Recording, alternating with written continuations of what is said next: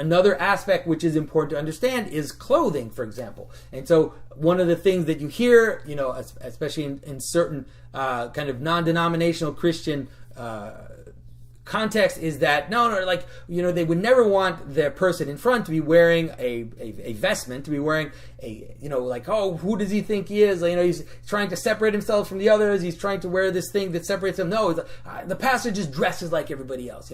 He wears a shirt and ripped jeans, and he's got his hair kind of messy and sits on the side of the stage. And it's like, do you think that that's not a ritualized behavior? Do you think that rebellion, it doesn't have a pattern? Rebellion has a pattern. Informality also has a pattern.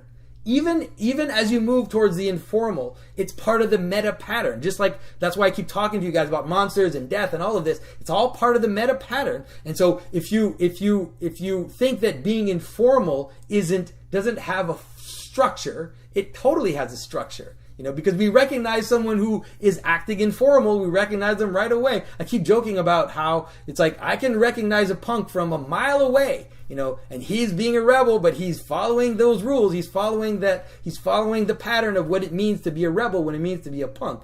And so to sit on the stage with a ripped shirt, with a t-shirt and ripped jeans is also ritualized behavior. The question is, what is it patterning? Like, what reality is it patterning? Is it patterning something which is there? It depends why you're in church. Like, are you in church to worship God? Are you in church to recognize that there's something above you and that we're all going to gather together in reverence and in honor of the thing which is above us in order to unify us? If that's what you're doing, then maybe wearing ripped jeans and a t-shirt and sitting on the side of the stage and having your hair all messy, maybe that is not symbolizing that. Maybe the ritual you're engaging in is not the right ritual, but it's still a ritual. You can't avoid it. And like I said, if you are a pastor and you're the center of attention and everybody's looking at you, what you do and what you wear is going to be meaningful by the very fact that you are the center of attention.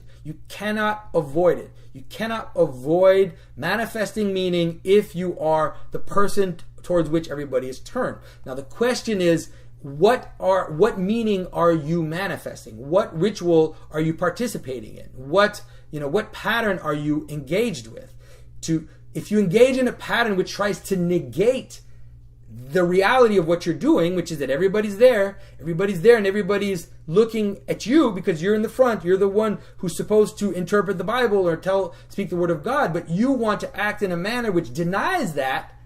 It's a kind of schizophrenia. It's a kind of the worst thing that it's not always, but the worst thing that can happen is that you are actually eliciting that in people. Like, you are going to be just like the rock star also has everybody's attention, but then their behavior, as everybody patterns their behavior on the rock star, is to elicit, let's say the lower side of our patterns. We could call them, the more libidinal dancing, the more libidinal patterns, rather than a waltz, rather than something which is beautiful and elegant and which manifests how the world can fit together.